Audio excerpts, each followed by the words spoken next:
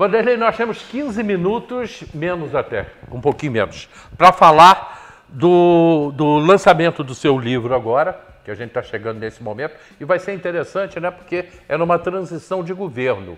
Então, fala do lançamento do livro, depois eu quero saber do barulho também, os barulhos de uma cidade. Em 2010 eu fiz uma exposição. Havia uma dúvida muito grande sobre os prefeitos de Teresópolis. Quando foi criada a prefeitura, quem foi o primeiro prefeito, eu comecei a fazer uma pesquisa sobre isso, para uma exposição rápida, e acabei gostando da ideia e comecei a fazer a pesquisa da história das eleições em Teresópolis. E aí avancei mais também na questão dos vereadores e dos deputados, dos senadores, dos presidentes da República. Então eu fiz esse livro, não coube num livro só, eu fiz o primeiro volume, lançamos ele ano passado, lembra disso? Em julho do ano passado, o 1922, ele já era para ter sido lançado em 2022, nos 100 anos, e foi um ano depois, e aí eu parei em 1970. Eu trouxe a história das eleições até a eleição do Flávio em 1970, naquele mandato de 2 anos ali, um mandato de completar, né? E aí fiquei de contar. No volume 2, os outros 50 anos, de 72 até 2022. E vem fazendo essa pesquisa, avançando. Falar do tempo mais atual fica mais fácil, em certa forma, mas fica também mais difícil, porque tem várias verdades que não são verdades reais, né? Tem muitas informações que as pessoas lembram de coisa que de fato não aconteceu tão bem assim como de fato foi. Então a pesquisa fica mais complicada de fazer. Mas conseguimos terminar a pesquisa, o livro está pronto na parte já de revisão e está agora na parte mais interessante, que é da diagramação, onde você coloca as ilustrações, os documentos, as fotografias. Eu tenho me divertido bastante nesses dias aí. Você quer lançar o livro quando? O livro está programado para lançar na primeira ou segunda semana de dezembro, provavelmente até o dia 10 de dezembro. Tem que marcar, acertar a data ainda, porque fim de ano é complicado, não pode ser muito depois do dia 10, 12, porque o pessoal já está pensando em viajar. 7 e 8 né? cai sábado e domingo. É possível que seja 6 a 8 de dezembro. O livro está caminhando para isso. Mas está muito interessante porque os fatos mais recentes são muito... Teresópolis é fantástico. Dá um livro, né? Teresópolis dá um livro, o que aconteceu aqui. Você vê, a gente estava lembrando de porque um texto, até antecipei no jornal o que aconteceu na transição do Luiz Barbosa em 92, né? Que o Luiz Barbosa ganha a eleição e em 1º de janeiro o prefeito não está lá para recebê-lo e o vice não sabia que era vice, entendeu? Que história é essa, né? Então essa história a gente conta no livro, né? Como é que foi isso aí, como é que foram também as outras transições, a questão das legendas partidárias e das sublegendas nos partidos, né? Antigamente, depois do golpe de 64, ou da Revolução, conforme queira interpretar quem assiste a gente, eu deixo bem à vontade para quem achar que é golpe, acha que é, e quem achar que é revolução, acha que foi. Mas a partir de 64, o governo mudou, né? Acabaram aqueles partidos todos e criaram 2 partidos só, o partido do governo, que era a Arena, e o partido da oposição consentida. Era uma oposição consentida. Se andasse fora da linha, caçava o mandato e dava complicação. E aí, quando chega em 66, o Malhades vai ser prefeito, vai ser candidato a prefeito e ganha a eleição, é o mais votado, e ganha o doutor Valdir. Mas que história é essa, né? O Valdir tinha colocado criaram, faltando alguns meses para a eleição, criaram a possibilidade de você colocar, como tinha vários partidos e podia ter vários candidatos, quando reduziu a 2, o governo disse, pode ter mais de um candidato por partido, pode ter 2, depois passou para 3. E aí, só que a oposição não tinha interesse nisso, a figura do Malhades era forte, ele foi o candidato do MDB. Mas aí a Arena lançou... Aí a Arena lançou um outro candidato de 200 votos, ele lançou o Valdir. Doutor Valdir. Aí esses votos do Luiz Moura completou, somando os 2, deu mais votos que o Malhades. Só que não explicaram para o Malhades que ia somar. Não explicaram para ninguém que ia somar. Tanto que é enganação. Eu já conversei com alguns historiadores e políticos antigos, não, Vanderlei, estava explicando, não. No dia 25 de novembro, 10 dias depois da eleição, o Castelo Branco lançou um ato informando que, para deixar claro, soma as legendas. Ou seja, ele informou ali, naquele momento, 10 dias depois da eleição, quando o Malhado já era prefeito eleito há 10 dias, que tinha que somar, e somando ele não era mais. E nessa brincadeira aí, a Arena ganhou mais de 200 prefeituras do Brasil afora, porque ela sabia que ia somar. Eles sabiam que ia somar. Num decreto do Marechal... 10 dias depois, manda somar as legendas. E aí, muitos que ganharam a eleição perderam. Aí, quando chega em 70, o Malhado vai ser candidato de novo. Olha que loucura. Aí ele já sabia que somava, né? Aí ele arrumou um bom segundo candidato, eram 2 candidatos ainda só. Depois, na próxima, que vai ser 3. Em 70, ele vai e coloca o Pedro Hélio para ser o segundo candidato da legenda. E do outro lado era o Flávio Bortoluzzi, que tinha sido prefeito em 63, 66, e o Paulinho Nascimento. O Paulinho fez 5 mil e pouco, o Flávio fez 6 mil e pouco, o Malhado fez 8 e perdeu, porque o Pedro Hélio só fez 860 votos. Pedro Hélio não era um bom candidato. Não, ele era político que circulava. Não, ele não era político, ele era um encrenqueiro. Mas não era um bom candidato. Ele era antipolítico, né? Ele foi bem votado para vereador em 66. Mas nessa eleição, então, quando somou os 8 mil votos do Malhado com os 800 do Pedro Hélio, somaram os dois, 5 mil e 6 mil, deu 11 mil. 11 mil ganhou de 8 mil. E o Malhado perdeu a segunda eleição. Olha que loucura, né? O Pedro Hélio foi uma das figuras mais sensacionais que eu conheci na minha vida e que eu convivi com o Pedro Hélio. Ele conseguia ser bom e ruim ao mesmo tempo, né? Ele era o cara assim que ele era de extremos, né? Exatamente. Um coração muito bom, um coração muito bom, e relevava às vezes quando queria e explodia do nada, dependendo do momento dele. Então ele era um cara bem ele me chamava de Xará porque eu trabalhava na rádio que era dele. Fui trabalhar na Teresópolis. Dizia de, ô Xará, ele não comprava cigarro, mas fumava. Aí ele filava cigarro de todo mundo. Eu tenho histórias engraçadas. Não, o Pedro Hélio dá um livro, tá? Dá um livro. Pedro Hélio, uma vez, quando foi a apreensão da Gazeta, lembra quando a Gazeta foi apreendida? Várias vezes. Aquela Tricano e Celso Dalmaso, né? Aí eu estava na Gazeta de madrugada, quando a polícia militar chegou lá para prender o jornal. Pedro Hélio chegou na porta com um bastão de beisebol. Aqui na aviação Teresópolis, né, próxima aviação Teresópolis, segurando o bastão de beisebol, assim com a mão por cima, né? Aí virou para os PM e falaram: você pode entrar. O PM não foi não, cara. Os PM não entraram não. Ele segurando, rapaz, um bastão de beisebol. Ele era cascudo. E quando chega em 72, o Malhado vai ser candidato de novo. Terceira vez que ele vai ser candidato. Aí ele já estava escolado, né? Aí ele fez a legenda dele veio com, aí eram 3 candidatos já por legenda, que eram mais que pessoas queriam ser candidatos, o governo ia mexendo na regra, né? A regra ia mexendo conforme a necessidade. E aí o Malhado ganha a eleição de 72, vai ser prefeito de 73 a 76 pelo MDB. Em 76, o Matar fez quase 10 mil votos.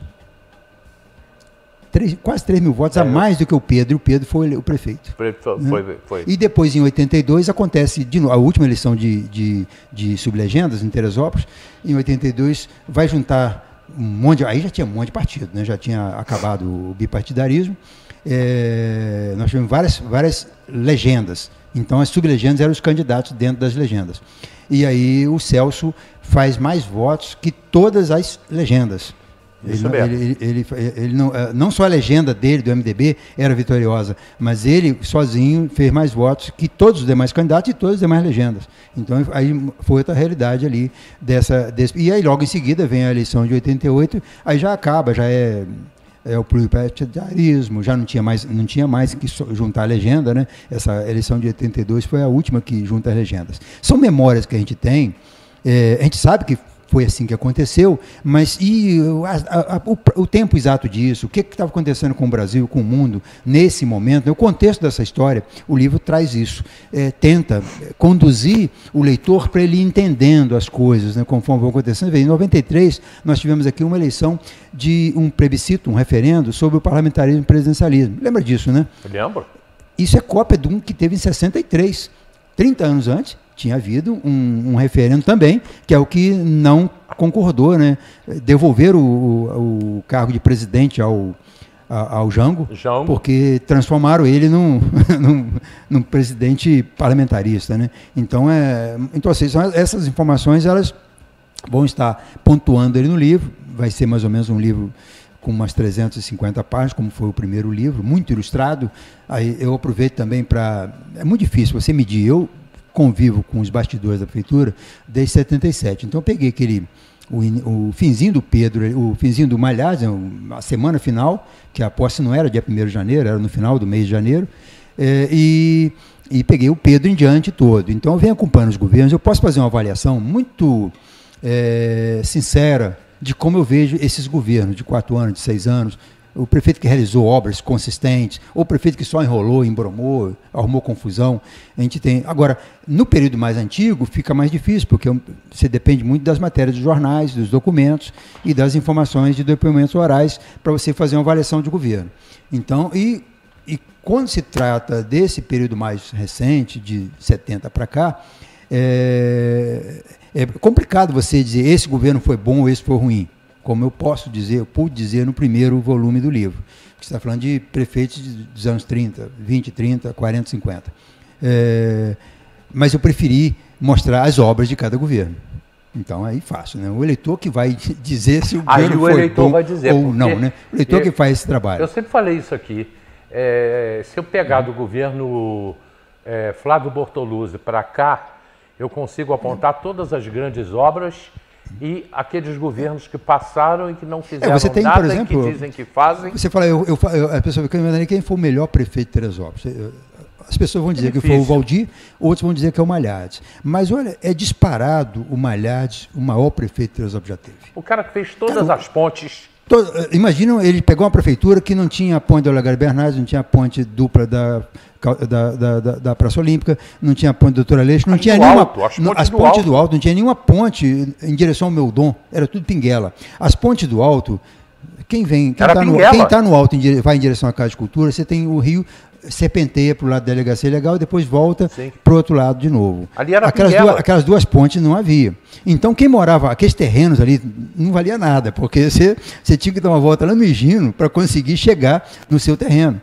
Né? E você tinha que fazer uma pinguela para você, porque a pinguela da prefeitura também caía. Vinha uma enchente forte, levava a pinguela e ficava um mês sem pinguela lá.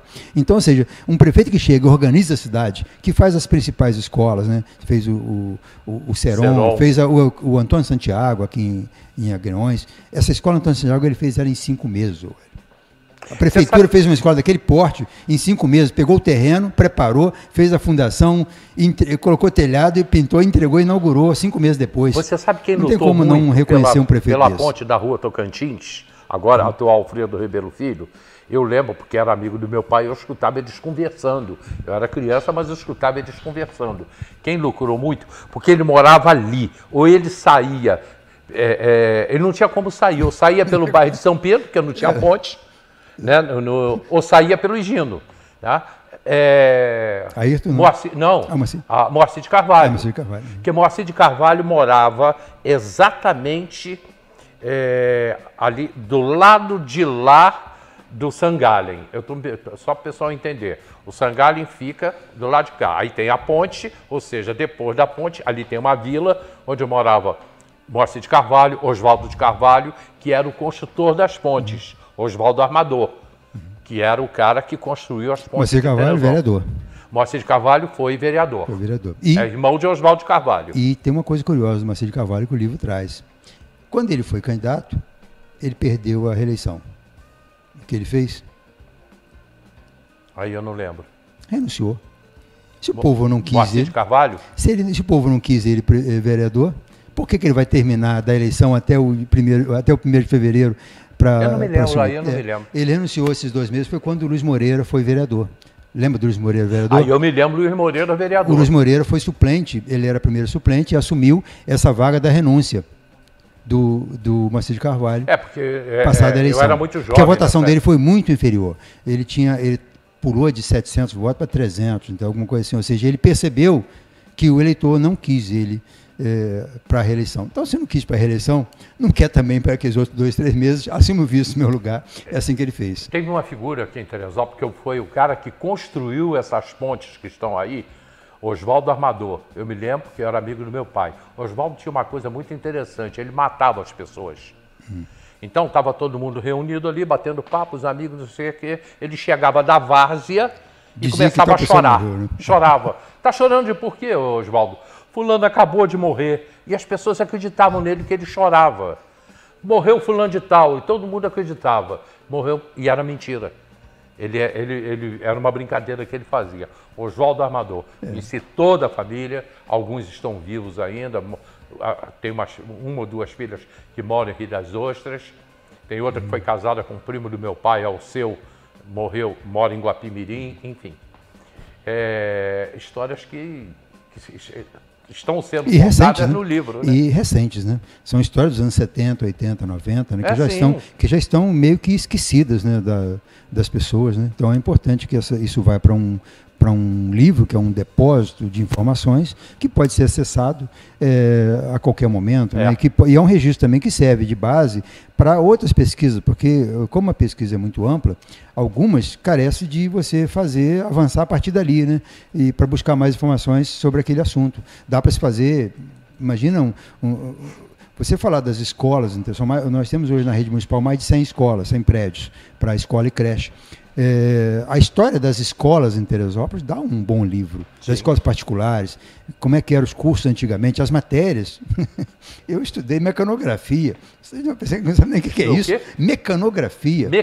Contabilidade de custos. Essas matérias, moral e cívica, né? Moral e cívica. O SPB, essas matérias que uma criança não sabe o que é isso hoje. Então essas informações são importantes e que encaixa nessa coisa das escolas. Mas aí, no livro que fala de eleição, tem do prefeito que fez essa e aquela escola, entendeu? Que a mudança de educação, isso vem também porque faz parte da realização dos governos. Então é sempre importante ter essas informações guardadas em livros para que as pessoas entendam esse passado, para poder compreender esse presente que nós temos hoje e a partir dali, inclusive, até avançar em novos entendimentos da história da cidade. Olha só, minha gente, no programa de amanhã é difícil falar com ele. É porque ele não fala, ele é um cara assim que ele não consegue, ele não fala nem na Câmara de Vereadores, mas ele vem ao programa amanhã. Quem vai estar aqui com a gente é o vereador João Miguel, tu acredita? João Miguel. João Miguel vai falar amanhã, Tem né? muito a falar. Vamos fazer ele falar amanhã. É um bom papo. É um bom papo. Vamos fazer o vereador João Miguel falar amanhã. Meu assunto com o Vanderlei, esse bate-papo sobre o livro, essa história não termina hoje, até porque o livro ainda não está pronto. Muito obrigado a todos vocês pelo carinho, pela audiência. Estamos indo embora, uma boa semana e é aquilo, expectativa do governo que começa daqui a 2 meses, né? Eu acho que são 2 expectativas, de quem vai entrar e de quem está saindo. Muito obrigado, até amanhã.